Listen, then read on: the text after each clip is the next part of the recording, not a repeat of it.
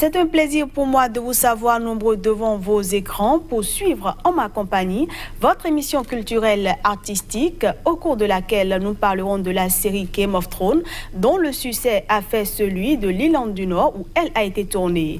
On restera dans ce même registre pour recevoir Moni Lek qui viendra nous parler de sa passion pour le cinéma. À tout de suite.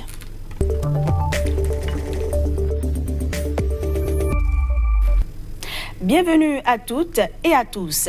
Le succès de Game of Thrones a fait celui de l'Irlande du Nord, province britannique, où la série a largement été tournée, attirant des hordes de touristes des 4 coins du globe. Ceci depuis son lancement en 2011. Des hordes de touristes en cap, une épée à la main et des selfies à la volée dans les plaines nord-irlandaises. Ce bus touristique entend bien profiter de la fièvre Game of Thrones. Depuis ses débuts en 2011, la célèbre série américaine attire les fans du monde entier sur ses différents lieux de tournage et le principal d'entre eux, l'Irlande du Nord, n'y échappe pas.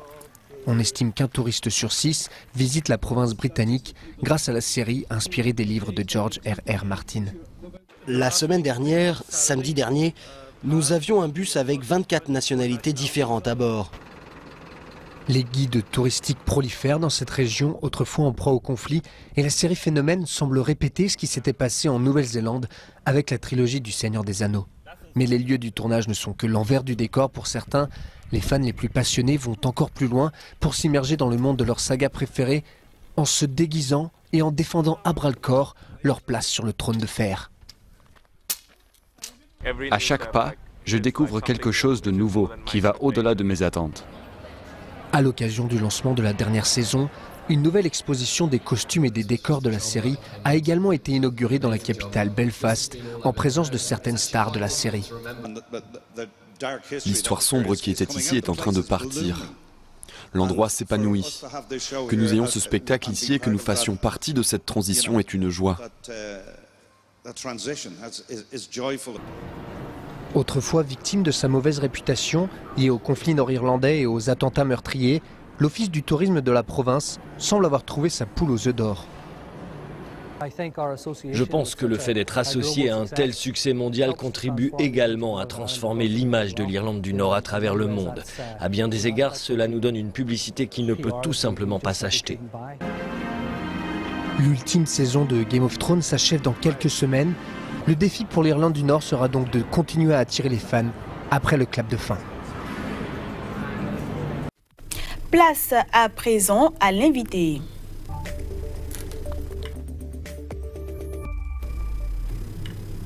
Moni Lekunzu Kenge, alias Moni Lek, est une actrice professionnelle qui a collaboré avec plusieurs réalisateurs au niveau national et international.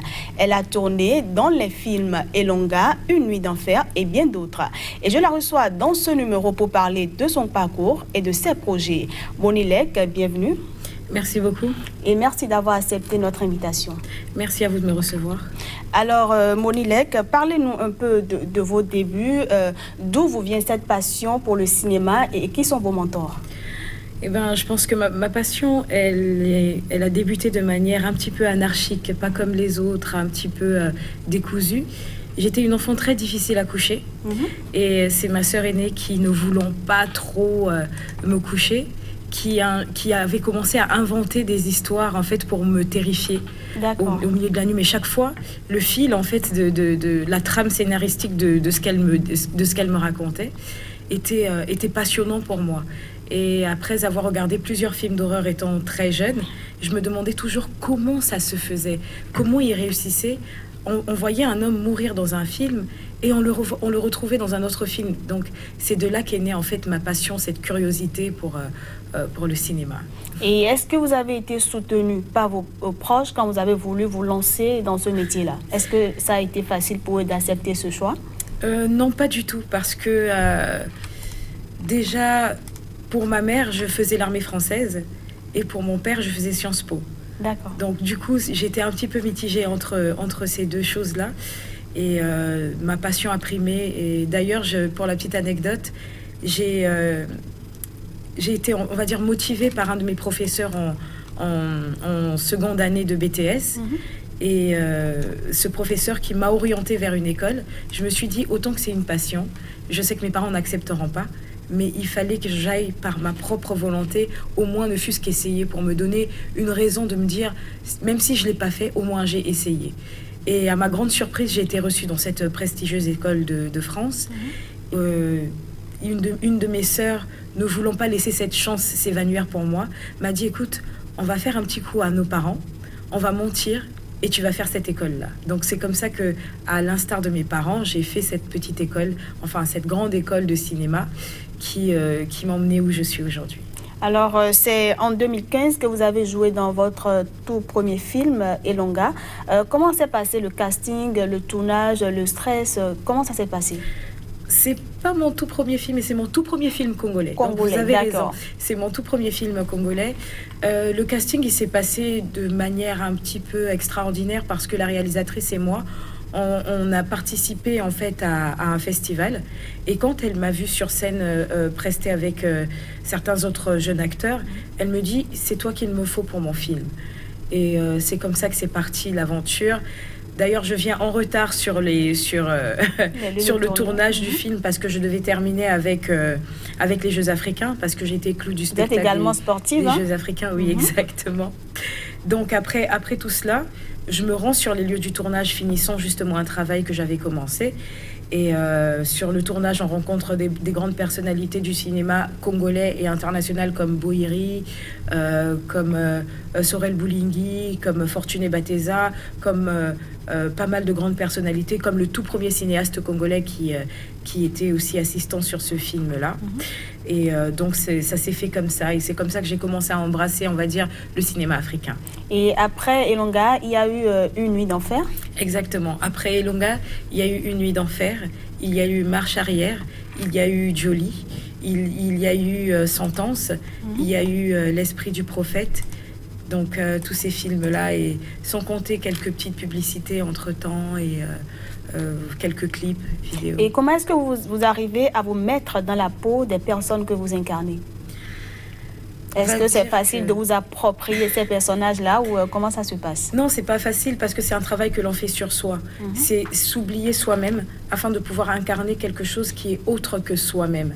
Donc c'est complètement enfermer sa personnalité, ses goûts, sa démarche, sa manière de parler, de penser, tout ce qui nous appartient dans une boîte pour pouvoir se réapproprier. C'est comme porter un nouveau vêtement sur soi avec une identité qui est complètement autre, une manière de penser, de marcher, de parler qui est complètement différente.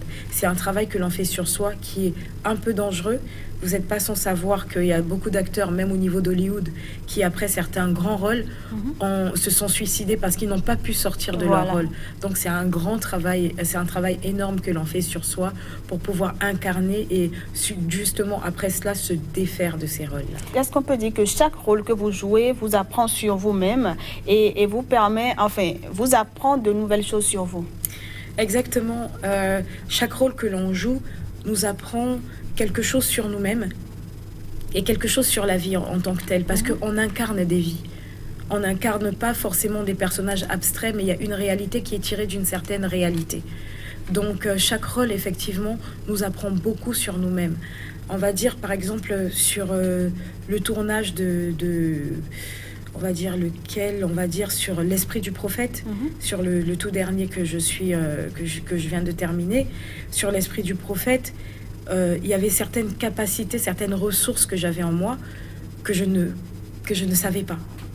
Il y a certaines choses qu'on ressort de soi-même. Vous allez chercher au plus profond de vous. Voilà, on va creuser au fond de nous-mêmes pour pouvoir être au plus près de ce que le scénariste a écrit.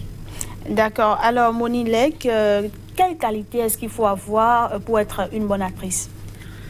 Je pense que la qualité primordiale, c'est d'être malléable. Parce qu'on doit, en tant qu'acteur, on a ce devoir de tout incarner et de pouvoir, surtout de pouvoir tout incarner. Donc la qualité primordiale, c'est d'être malléable. Alors la majorité de vos rôles, vous les jouez en Afrique. Est-ce que c'est facile d'être actrice en Afrique? Est-ce que ça paie financièrement? C'est une très très belle question parce que oui, effectivement, j'ai choisi d'embrasser le cinéma africain justement parce que identitairement, ça me correspondait un peu plus. Pas que je ne peux pas jouer en Europe ou quoi que ce soit. D'ailleurs, mes premiers films sont des films français. Mais je pense qu'il fallait apporter un jalon. Parce que si tous les sachants vont vers l'extérieur, le continent se retrouve avec rien. Mais en ce qui concerne la question financière, pour le moment, on se bat. Et c'est au niveau des grands pays cinéma où on peut dire que les actrices vivent un petit peu de leur métier. Actuellement, nous sommes sur la relance du cinéma congolais, donc on ne peut pas dire en tant que tel que l'on vit de notre métier. Mais bon, comme on est sur le travail de relance, on se sacrifie pour ça. Je suppose que vous nourrissez l'espoir d'aller peut-être aux États-Unis, jouer là-bas. Les problèmes de langue vous empêchent-ils de tourner dans les autres pays? Non, pas du tout, parce que justement, au niveau de Hollywood, j'ai mes petites entrées au niveau d'Hollywood, parce qu'avant de revenir au Congo, je suis restée un bon moment sur Los Angeles et Hollywood, donc je n'ai déjà pas cette barrière de langue-là. Je suis bilingue. Et non, pas du tout, mais oui, je nourris l'espoir de retourner justement sur Hollywood parce que c'est un cinéma qui me parle un peu beaucoup, comme un petit peu tout le monde. C'est un cinéma qui nous fait rêver, mais il faut savoir aussi que notre cinéma en Afrique commence à faire rêver. Donc on est un petit peu sur cette balance-là, mais sinon, effectivement, oui, je repartirai sans doute sur Hollywood. Alors, Monilek, dans l'ensemble de votre carrière, quel a été le tournage qui vous a le plus marqué? On va dire que le tournage qui m'a le plus marqué, c'est celui de mon deuxième film français, qui est Superstar avec Cadmerade.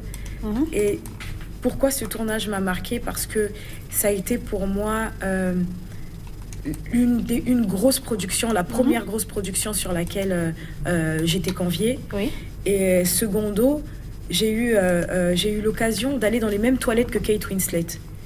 Donc ça a été pour moi quelque chose de très spécial. Et quand on est en face d'une célébrité et qu'on se rend compte que étant jeune, étant noir, étant en France, sur un tournage français, aller dans les toilettes et se rendre compte que la personne qui pisse à côté, excusez-moi du terme, c'est une célébrité qu'on regarde à la télé et qu'on adule, et que cette personne joyeusement vous parle un petit peu dans les toilettes.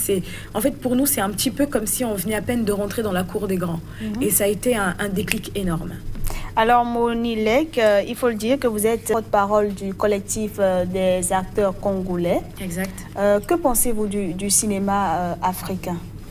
Je pense que le cinéma africain, c'est un cinéma qui a encore beaucoup à révéler. Énormément à révéler. Pourquoi? Parce que tout simplement, nous avons des thématiques fortes. Nous avons cette facilité d'avoir des histoires énormes, d'avoir des histoires touchantes, d'avoir des histoires marquantes. Et je pense que si on s'appuie un peu plus dessus, notre cinéma prendrait le dessus sur les autres cinémas. Je pense que le seul handicap que l'on a au niveau du cinéma africain reste encore le financement. Dans beaucoup de pays, on n'est pas considéré personnalité du cinéma, on n'est pas considéré comme pratiquant un métier. Pour certaines personnes, ça reste des hobbies. Voilà. Ce n'est pas vraiment des métiers. Mais je pense que d'ici quelques années, on aura la place qu'il faut. Et pour une femme rester dans ce secteur-là en Afrique, est-ce que c'est pas un peu difficile, les préjugés et tout? Comment est-ce que vous arrivez à gérer tout ça? C'est hyper compliqué, on va dire. C'est hyper compliqué. Pourquoi? Parce que les rôles que l'on incarne au cinéma nous suivent dans la vie de tous les jours. Voilà. Et surtout, moi, j'ai pas eu de rôle facile. J'ai souvent joué les femmes faciles, les prostituées ou des femmes de petite vertu, on va dire. Donc, ça fait que dans la rue, des fois, le regard des gens sur vous, en fait, ils vous donnent, ils vous attribuent vos rôles, sans oublier que vous êtes un être humain et que vous avez une personnalité en dehors des rôles que vous incarnez. C'est pas facile aussi dans le métier parce que c'est très misogyne. Même au niveau de l'écriture scénaristique, il n'y a pas beaucoup de place principale réelle pour les femmes parce que les gens se disent que l'histoire, c'est les hommes qui la font, mais on oublie que ceux qui en font les hommes, c'est les femmes. Exactement. Alors, Monilek, nous sommes à la fin de cette émission. Est-ce que vous avez des projets? Est-ce que vous avez quelque chose à ajouter? Eh bien, on va dire côté projet, oui, ça ne chôme pas. Oui, les projets au niveau du Bénin, oui, il y en a. Il y a aussi un festival itinérant qui aura lieu, qui présentera justement la culture congolaise sur tous les niveaux, que ce soit culture urbaine ou culture classique, qui aura bientôt lieu au niveau du Bénin. Donc voilà pour les projets actuels. Alors Monilek, ça a été un plaisir de vous recevoir sur cette émission. Plaisir partagé. Et je vous souhaite bonne chance pour la suite. Merci beaucoup. Et voilà, mesdames, messieurs, Artistique, c'est fini pour aujourd'hui. Rendez-vous la semaine prochaine à la même heure.